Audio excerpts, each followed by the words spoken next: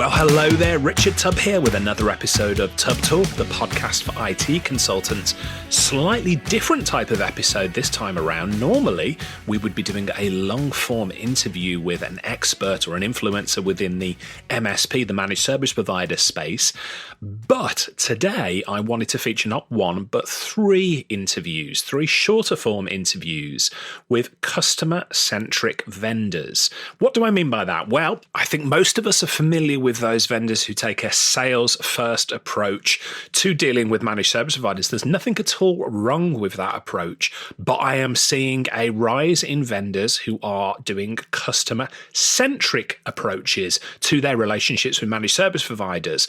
We're featuring three today. We're featuring Andrew Wallace of SmileBack, Jason Kemsley of UpTime Solutions, and Tim Swainson of Kemp Technologies. All three of those companies, and they are not alone in this, have shown a remarkable ability over the past 12 months or more to listen to what MSPs are saying and to adjust their service delivery offerings accordingly. We're going to give various examples of that, and I hope that not only do we shine a light on those three vendors who are really breaking the mold with their customer-centric approach, but there's something for you to learn as a managed service provider about how you can listen and adjust your service delivery approach depending on what your clients want. So without further ado, here are three customer-centric vendors. Andrew Wallace, Managing Director of SmileBack. Welcome. Hey, Richard. Hey, we were just before we came on air, we were having a conversation about customer-centric MSP vendors. And specifically, we were talking about a tool that we both use, that's something that went a little bit wrong for us this morning. And you gave a great example of, how machines can often do billing and things like that and get it wrong. So perhaps we can talk a little bit about that. And maybe we can talk a bit about how you avoid doing that within SmileBack. Yeah, for sure. So I think it's very interesting because the internet, revolution, let's call it, has brought a real focus on the customer and on the user in the technology speak. But I think in a lot of ways, it's starting to even go too far now with the desire for companies to be able to automate everything and to anticipate your needs, which is a great practice in spirit, but in the actual practice of it, they don't always get it right. And as we were talking about Slack, they manage the billing of the pro or premium or whatever it's called on Slack so carefully and so deliberately and so proactively that I often find I'm constantly having to reach out to them to tell them to please stop doing that, because while I appreciate that you're anticipating that I have an inactive employee, so I shouldn't be billed for him next month, he's just on vacation. And I want him to be able to go on vacation without being deactivated from Slack and having to reactivate his account, and without having to look through the numbers every month in terms of billing to see how much are we actually paying.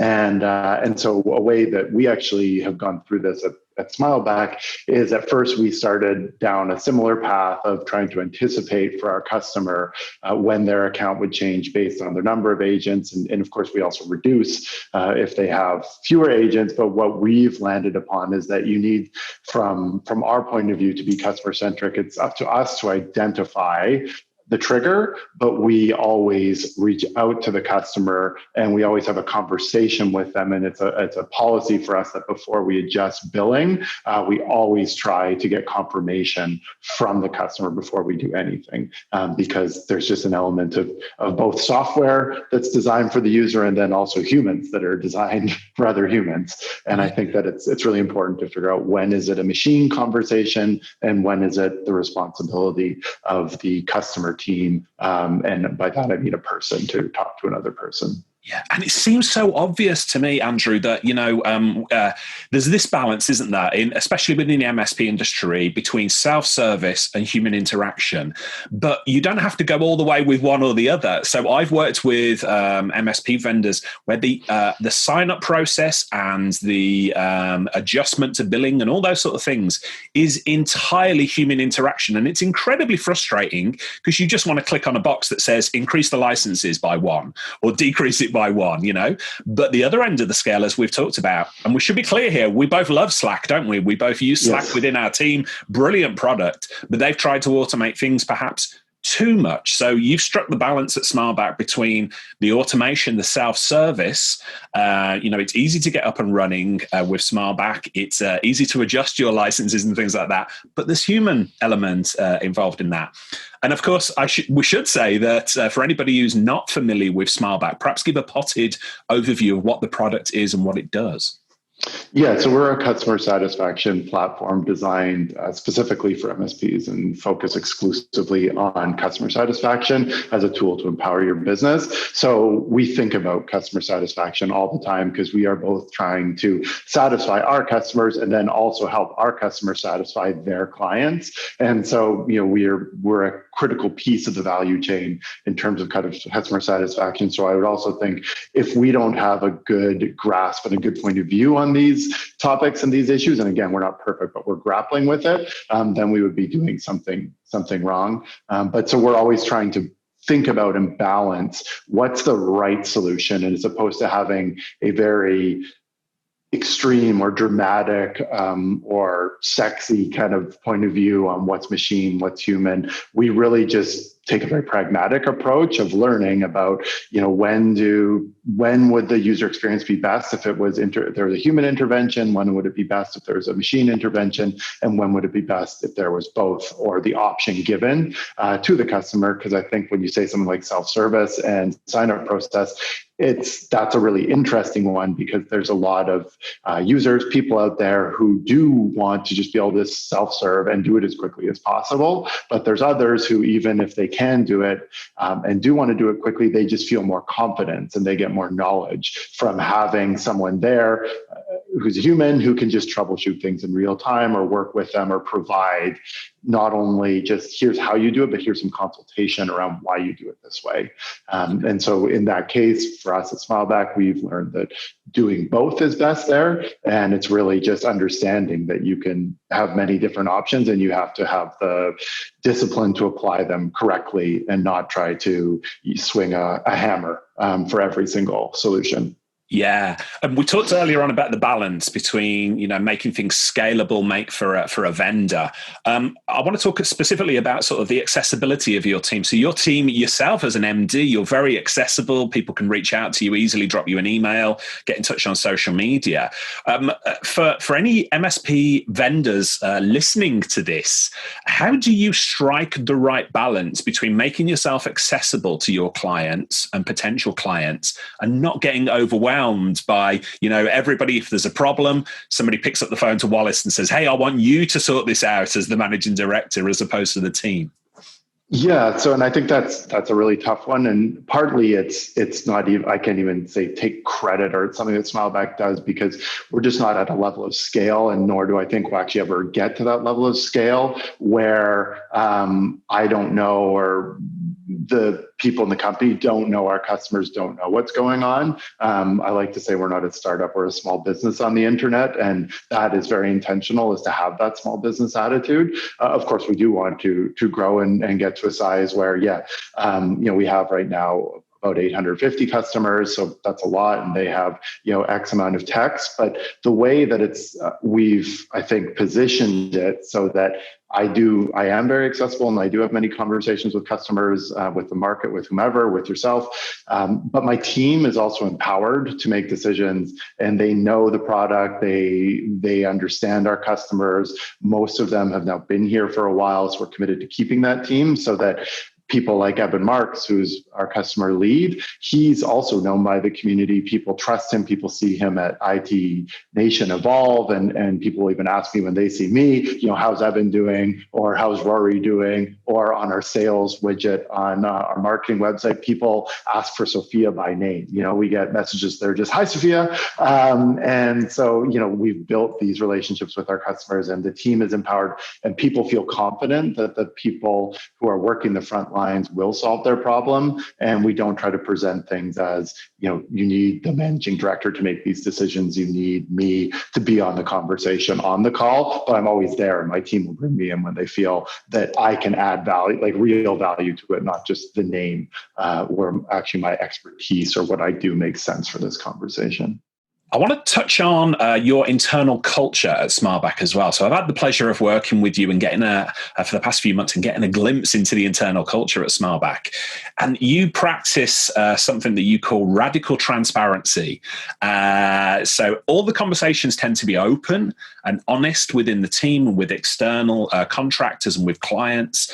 And I think that lends itself really, really well to empowering the team to make decisions without having to go and check with Wallace, without going to check with the MD, or what should I do here? Tell me more about that culture and how you've managed to cultivate that sort of culture. Yeah, and I mean, I call it radical transparency because other people call it radical transparency. I generally find hyperbolic terms a little ridiculous, but I did learn it from when I was a consultant at a company in Toronto called Symbility Intersect.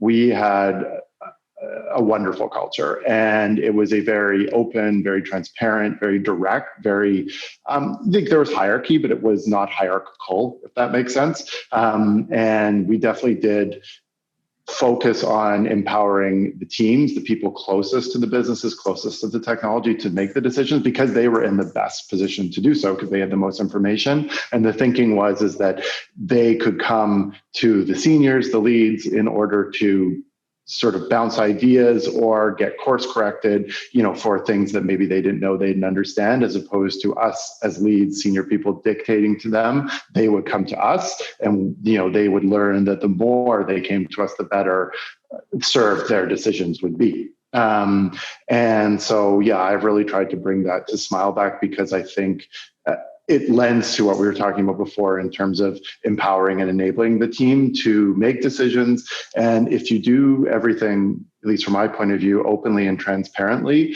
what it does is it mitigates the risk. So the risk of someone who might not be as experienced or an expert in the space making a decision is they might make the wrong one. And usually it's okay to make wrong decisions. We make mistakes all the time. Most mistakes are easy to correct. What we don't want to do is have a catastrophic error happen. And so when everything is transparent, when everything's in the open, then we, myself or someone else, can come in and say, whoa, this looks like it's going the wrong way. Here's why. And so that's important. And the other piece too is that just to create a culture where there's a separation of kind of decisions are personal or professional. And that we can very easily and openly criticize a decision or a theory or a proposal where we're not criticizing the person. And so if the criticism is public and the praise is public, then there's an equanimity, I think, to things, as opposed to the theory that criticism should be private and praise should be public. I don't agree with that. I think they should be treated the same, because what matters is the outcome, and nobody should be rude to another person. No one should feel negative because their idea was criticized. I mean, we want to be in a growth mindset where we take criticism as a means to growth. And so that's what we're trying to create. It's hard. It takes some restraint and also some courage just to constantly be putting your ideas out there openly and honestly. But I think it works. And I'll give you an example. We are doing Remote Connect, and Sophia had this great idea about leveraging your followers in order to kind of raffle off tickets to Remote Connect. And she said, okay, do you want to go talk to Richard about it? And I said, no, it'd be way better if you posted this publicly, you talk to Richard directly, because it's your idea. He and Jenks are the experts, so they should speak to you directly as opposed to me middlemaning it. And then anybody who sees it and feels inspired by the idea can contribute to it in Slack. And then we also have all the documentation, so anyone, if you were busy, can come back to it later, quickly read it, and say, hey, this is how I think we should go. Yeah. And there's such a lesson in there for managed service providers, because I can tell you as a former MSP myself, trying to get that through to engineers within the business and saying to them, look, we've just got to you've got to be recording your time in tickets, not because we're just cracking the whip, but if you're off sick, if you go home early, if there's an emergency, whatever it is, other members in the team can then grab hold of that conversation with the client and move things forward, that you're working as a team. So it works so well. And you're the best example I've seen of a vendor actually taking this concept and just sort of taking it to the nth degree. And it just works incredibly well. So kudos for that. Yeah. And I think if I can have one on what your example there, the underlying principle there, though, has to be that you aren't being punitive around like tracking tickets. You're not surveilling your company. It has to be genuine. And I think that's often where it goes wrong, is that you want to have this transparency and everything we just described, but you don't genuinely kind of deal with the hard part of that, which is supporting and is providing, leadership and comfort and confidence to your team. Yeah.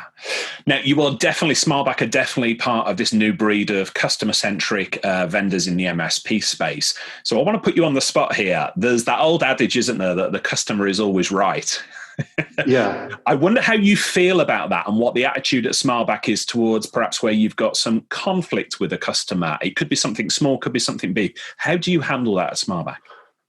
So I personally don't believe that the customer is always right. I think that evidence proves that out. I think in terms of remember, if what the adage is getting at is that you have to remember that you serve your customers and you serve your clients, and that the role is always of someone serving another, I think that helps. And so we do as much as we can empower the customer, but there are certain features and functionality that we choose not to build, even though they've been requested by the customer base. And we do try to take a consultative approach on certain issues. And so because we do feel that we have a level of expertise in the space, and obviously we have no business telling a customer what to do, but there are instances where, certain customers do really want certain features and functionality, and we do discovery with them, and we do think about it. However, our value proposition is that we have a level of expertise with CSAT, NPS, and customer satisfaction and how to leverage it. And so we do make certain decisions where, no, we're not going to build that, because ultimately, while I understand why in the short term, it seems like a good idea, in the long term, it's actually counterproductive to our value proposition. And in terms of interactions with customers, though, we do assume that the customer is right. And if we find out that we made a mistake, we always try to correct for it. And if we find out that they were, and it's hard in the abstract, but in air, we just explain our position, and do our best to try to get nonetheless a green smiley on our own survey, because we happen to use our own tool. Andrew, this has been fascinating. If anybody wants to continue the conversation with you, we talked about you being accessible. What's the best way to reach out to you?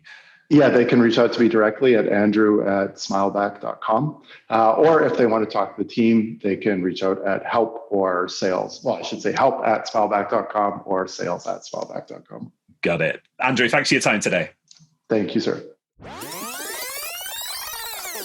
Jason Kemsley of UpTime Solutions. How you doing? Hello, good afternoon. I'm very well, thank you. Yourself? I'm very well indeed. Now, it was an idea that you gave to me initially. We had a conversation a number of months ago, and you were talking about this new breed of customer-centric vendors. And it's almost version 2.0 of the vendor model within the managed service provider industry. UpTime Solutions jumps out at me as, you have taken an established model and the outsourced NOC, SOC, and help desk. I used to use an outsourced NOC within my own MSP business. I used to use a company called Zenith Infotech back in the day, and it was great, not without its challenges. But what you've done with UpTime, you've looked at that, you've seen the mistakes that people have made previously, and you've improved upon it, or sort of iterated on it. Tell us a little bit more about that journey and why you are so very customer focused. Yeah, no, I think you're spot on, and that obviously led me to the idea in the first place, and it goes back to 7-8 years ago when myself and Brad, the MD, were sat in his bedroom in the flat, and we're thinking, what is it that we can do that will really stand out? And the age-old entrepreneur thing is to find something and do it a bit better. And coming both as techs into this outsourcing world, we very much realized that it's almost run and owned and all of those type of things with money first in mind, or they're looking at the balance sheets or whatever it may be. And by coming at it from an angle of tech first, customer first, the books will look after themselves in some way. Neither of us obviously being finance guys. I was hoping that was the case. It turns out to thankfully be the case. So absolutely, we had a look at the market at the time and realized that, there's good vendors out there. They're still out there, but at some point there's going to become a need to fix those mistakes that they've been making, or visually seem to be making, so that we can capitalize on them and create that new breed and be the go-to, if you like, for the next 5 years. Yeah, let's zoom in on some of the ways that you're differentiating then, some of the ways that you're putting the customer first. So there is lots of choices out there for sort of outsourced provider, and you're really open and honest about that, which I should say, publicly is so refreshing. You don't shy away when you're having conversation with MSPs in the tech tribe, the community we're both a part of, and in other communities. You say, hey, we may not be the best fit for you, which is something that I find really, really refreshing. But the other thing that sort of jumped out that you're doing is to do with your purchasing terms. So rather than try and lock people into long-term contracts, you sort of live and die with the service, don't you? Yeah. So being a tech, and when you're looking at contracts and those types of elements, what any MSP that I talk to, and I get to talk to quite a few every day, and I love that. I always say to them, the reason I want you to stay is because of the service we're delivering, not because you're contractually bound, because that's no good for you. It's no good for me. It's no good for anyone to be just waiting for that timer to come to the end. My interpretation of IT back when this all started was, vendors usually dropped off during the middle of that contract, and then 3 months before the end, suddenly they're doing anything and everything to make sure you want to renew. And actually, if you just fix a couple of processes and put a couple of things in place, you can decrease the amount you need to do anyway, because you're proactively doing it. It's not coming at once. So the 30-day contracts that we offer, they're there so that you stay a customer for the right reasons rather than a contractual reason. And to this day, that has served us very well, and I'm sure it will continue to do so. It goes without saying, usually someone signs up and then says, look, it's been what you said it was going to be. It all sounds a bit too good to be true, some people do say. But once they're 3-4 months in, usually I just say, look, the 12-month option is there if you'd like it. I can do a little bit of a better price, obviously. But you don't have to. There's no major reason you need to. But if you can, it means that I can commit to you for the next 12 months, the same as you committing to me. Quite often, I actually find that they want me to give them a 12-month contract because they're scared that we might have a price change or something of the likes, just because they're so appreciative of the service they're given. So it really does open the playing field and mean that you can have a good relationship, and contracts are just a tick box in the middle. I love that approach because you're giving options to people. You're not saying, hey, you've got to sign up for 12 months, 3 years, whatever it might be. You're saying, try us, see if you like us. And again, it's this sort of, I'm going to call it laid back approach that you have towards it. You live and die by the service. If we're Absolutely. good, carry on using us. If we're no good, there's plenty of other players out on the market there, but I really find that refreshing. Something else I think that really stands out as well is when people talk to outsourcing partners, one of the biggest challenges is to do with the geography, to do with Absolutely. the cultural differences. So talk to me how you've overcome that sort of reluctance in some areas of the managed service provider industry to outsource services. So when the ideas were in being put into plan and somewhat being executed early on, the biggest thing was always going to be the locations of our offices and being that almost premium-esque type delivery of support.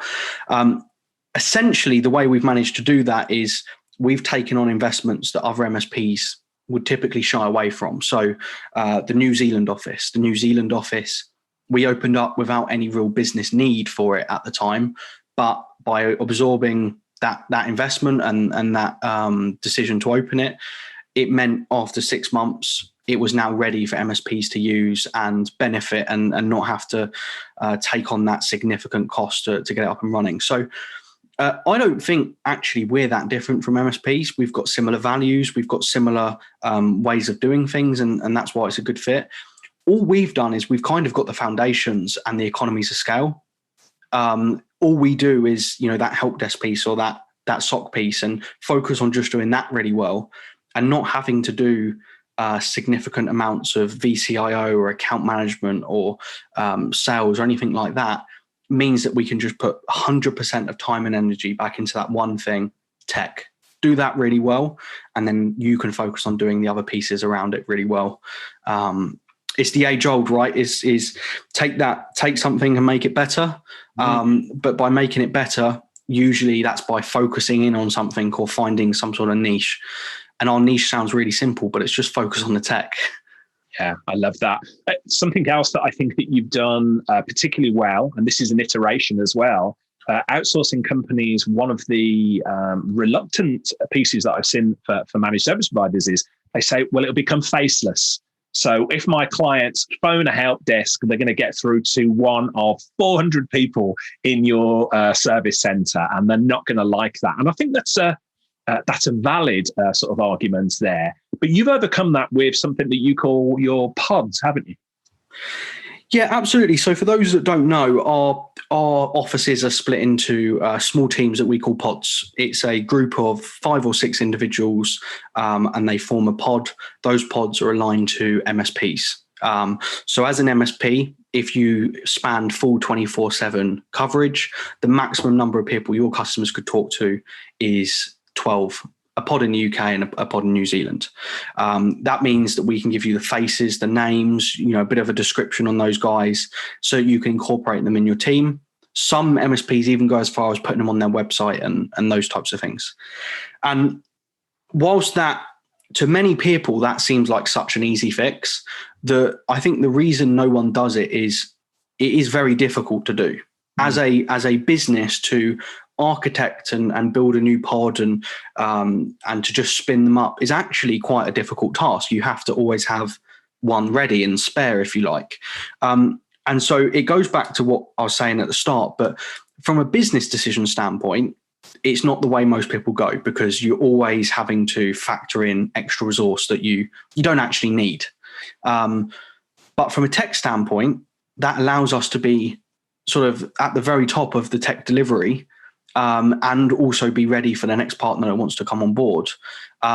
So it benefits in the long run equally. And that's everything UpTime is built on is I'm not interested in the next month. I'm looking at this long term with you. How can we help you for the next 3 months, year, 2 years? And let's head to that goal together because we're facilitating some of the tech, but we want synergy between you and us, so that we can head towards the same goal, almost like a squad, if you like. Yeah, makes sense. And I want to touch on something there that you said, almost like a squad. And again, I'm going to be upfront here, Jason, this is not bashing the rest of the MSP industry. This is not bashing vendors. There's a lot of great vendors out there doing things. But one of the challenges that I'm seeing in the industry is there is a perception with MSPs that at the start of a sales cycle, they get a ton of enthusiasm from their vendors. Hey, come and join us. We're going to be great. We're going to do great things together. And you've already mentioned it, they sign up. And then after a few months, it's like you're almost forgotten about. It feels that way. And then when it comes to the end of the contract, you suddenly get all the love again. And I think a lot of MSPs are becoming wise to that. And they're saying, hey, we want you to be a partner for the long term. So I mentioned that UpTime, I've observed that you've got a very laid back approach, but you also realize that when you bring clients on board, it's not a one and done. Outsourcing is not something you can just say, hey, that's a tool we've got in place. It's sorted. Tell me more about how you sort of integrate and become an extended part of your MSP clients' teams. Absolutely. So obviously being tech, automation is great. But onboarding to begin with is 6 calls, usually 4 weeks. At the moment, free of charge to partners. And that is just a deep dive, learn each other, learn the processes. We'll take on your systems. We don't make you take our systems if you don't want to. There's an array of different ways in which we can work that. But that onboarding is a get to know each other, get to know the team. We pull in the pod team leader, we pull in service delivery manager.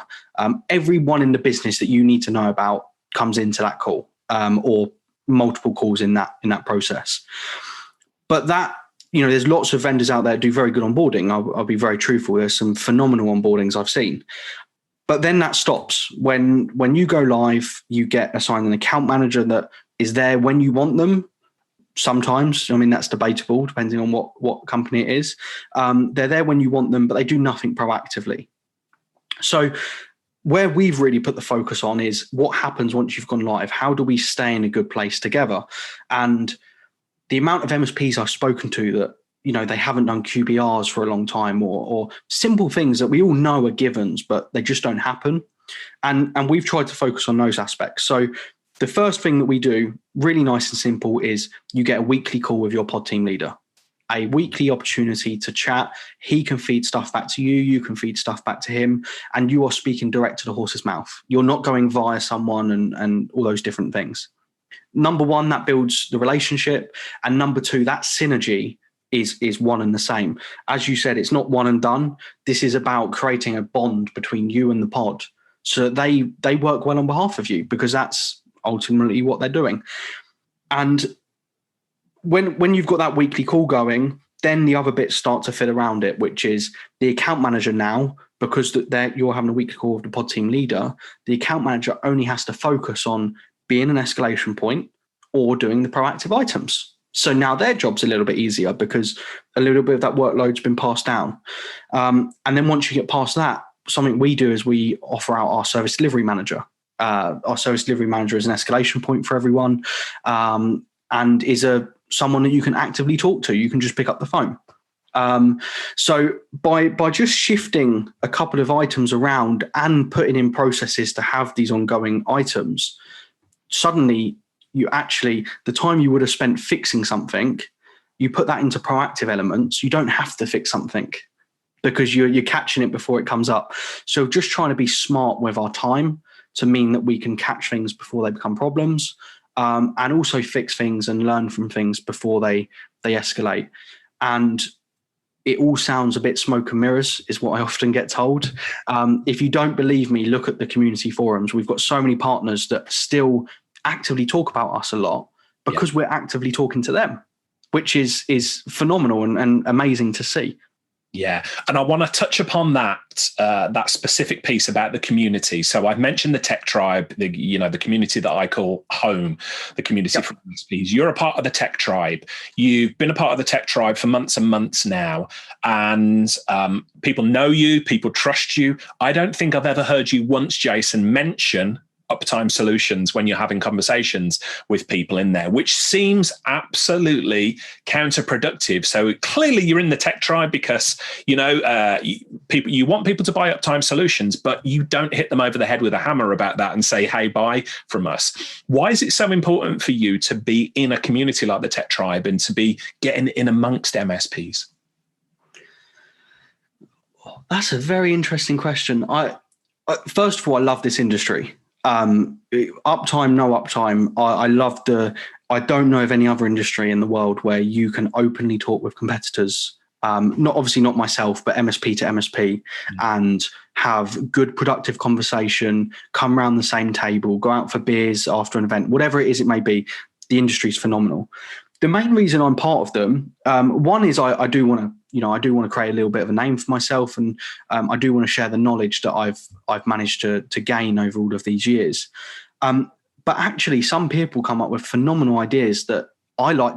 There's a couple, and I won't say which ones, but I've seen a couple of ideas that have actually been brought internal. I almost want to keep my finger on the pulse, for want of a better phrase.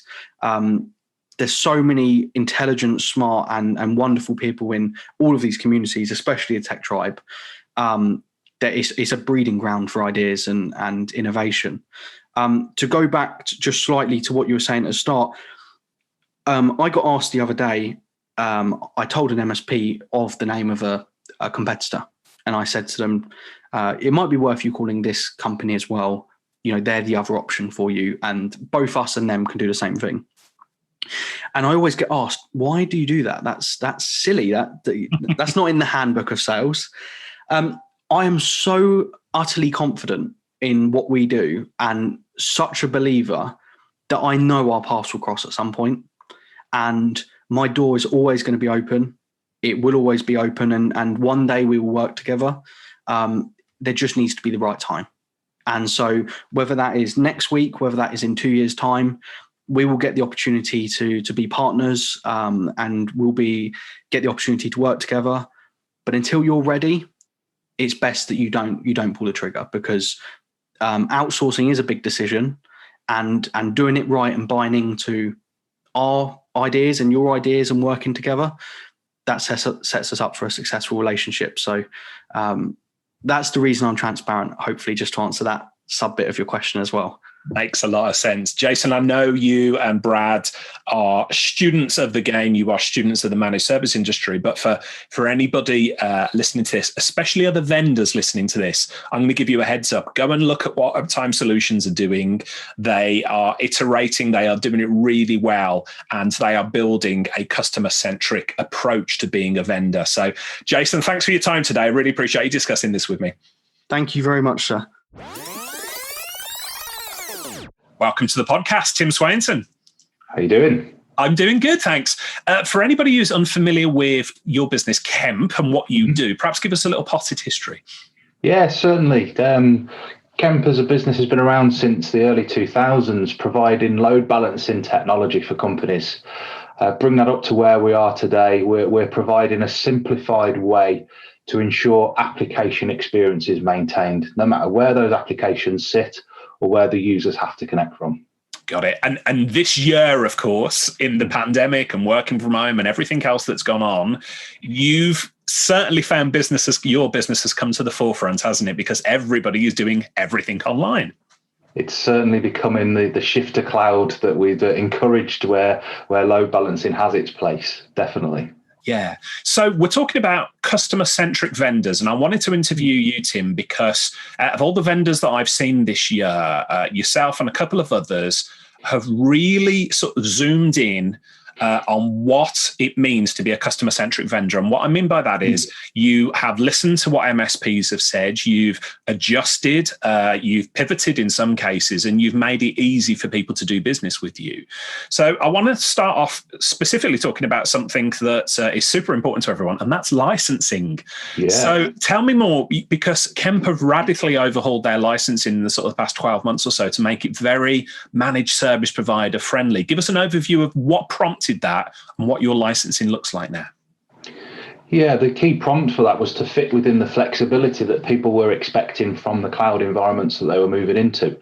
The ability to switch on and switch off, grow and expand and be flexible, and take a license with them wherever it is that they need to go. So that was the requirement that was met when our SPLA and metered licenses were first introduced. But this year they've had to take a complete overhaul again to be able to meet what is the extra demand, and also the change in the size of requirements and the type of requirements, and then some of the security requirements that people need to consider. Yeah. So you talked about SPLA, service provider license agreement, which That's people right, yeah. are usually familiar with. You've talked about metered licensing, which I guess is where you are offering, a certain amount of bandwidth or something along those lines. Yeah, you can purchase a pot of throughput is the best way that I tend to describe it. You take your pot, you slice that across the deployments that you require until your pot runs dry, and you charge for that pot no matter where you've had to deploy it. Got it. And you've got pooled licensing as well, is something you've recently added. So as part of the overhaul, we've added pooled licensing as well. Similar approach. That's where a company can take a pot of throughput themselves, and they can then divide that in known chunks to where it is that they're going to put it. Now, we do talk some big throughput capabilities there for companies that are looking at number of deployments across lots of different locations. But again, back to that single, easy to manage license management and cost.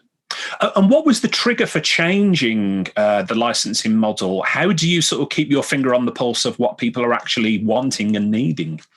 Yeah, it was a decision that had to come from the size of licenses that we had originally. Now, our entry level across most of our licenses, the smallest entry level is 500 meg. Now, that's per second application throughput. Now, when we looked at the deployments that were going into cloud and hosting environments, that was just too big. So we'd already made the decision that 200 was available, but even still, with conversations with the companies that we work with and the partner engagement that we have, that was still too big. So we've had to now release 2 levels lower.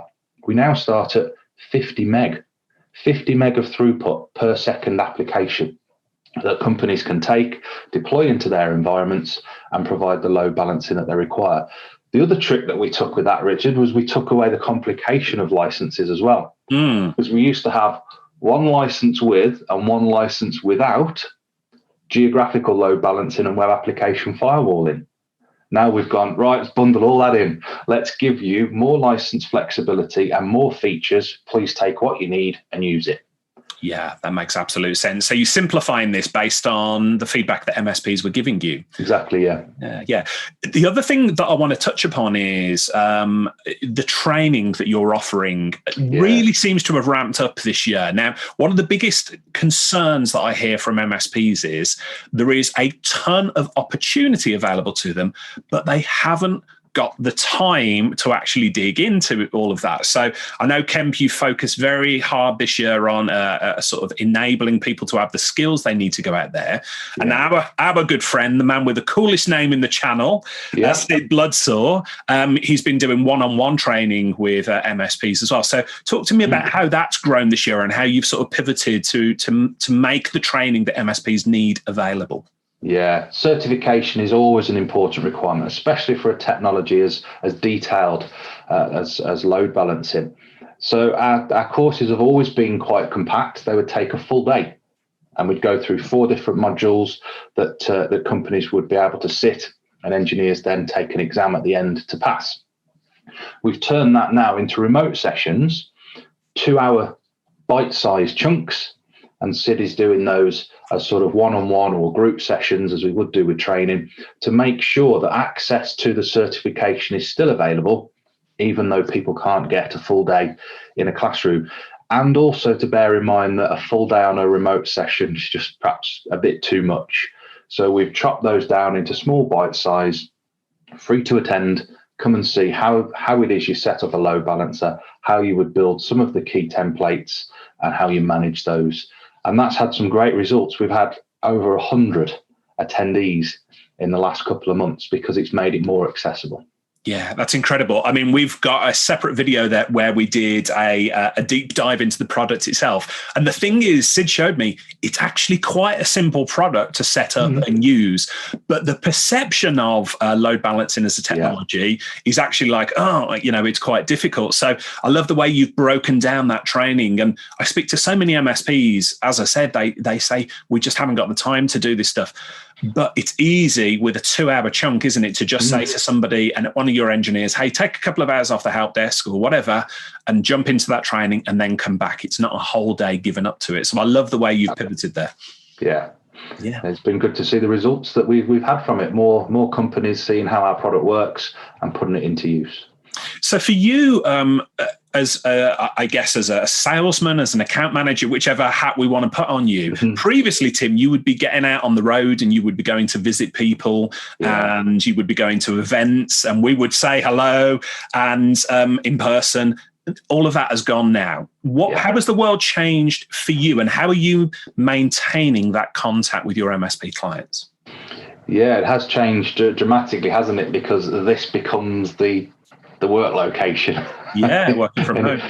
Apart from moving to here or to here, there's not too much that goes on.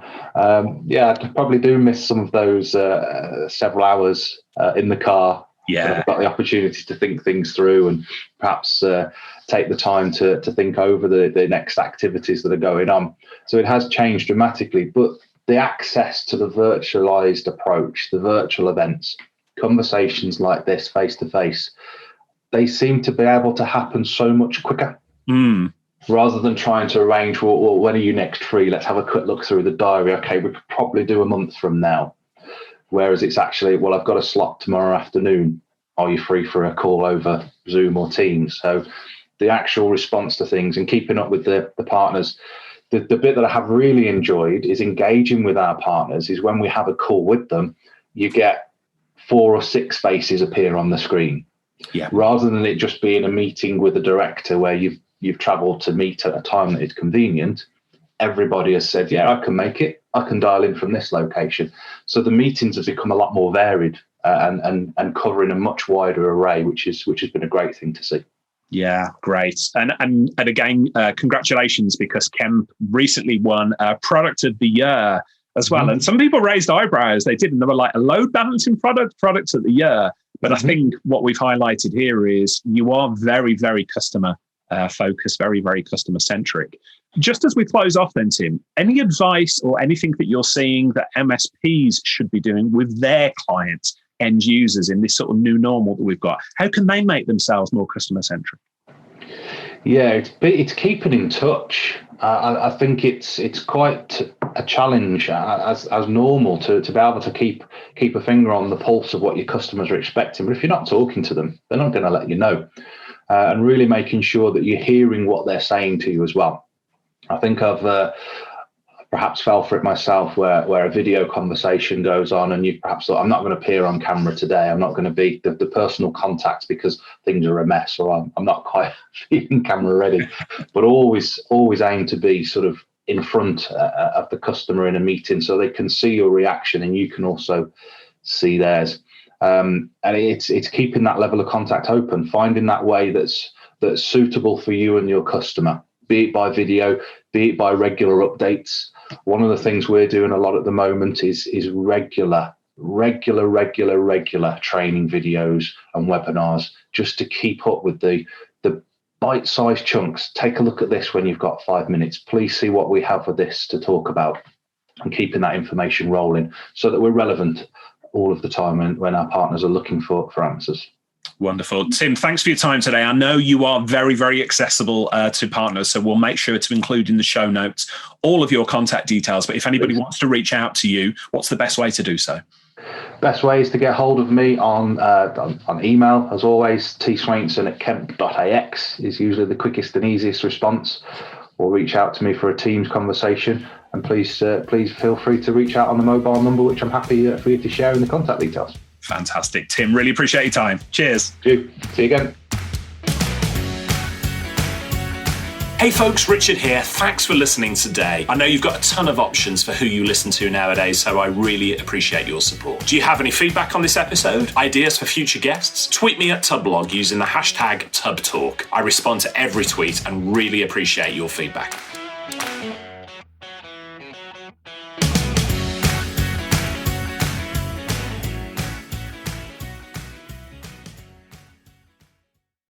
Hey team, this is Richard again. Just one more thing before you take off, and that is MSP Insights. Now, every Tuesday, I share my thoughts on the business of IT with you, the managed service community. Thousands of managed service providers already subscribe to MSP Insights. It's easy to sign up, easy to cancel. MSP Insights is basically a short email from me every Tuesday without fail, with advice on growing your IT business, plus cool resources I've found, discovered, or started exploring that week. It's kind of like my diary of cool things, and often includes articles or books I've read, tools I've discovered, and events I think you'd be interested in, often sent to me by my friends and Tub Talk podcast guests. So if that sounds fun, a short tiny bite of MSP goodness every Tuesday, and you'd like to try it out, just go to go.tub.co/Tuesday. That's go.tub.co/Tuesday. Drop in your email and you'll get the very next one. Thanks for listening.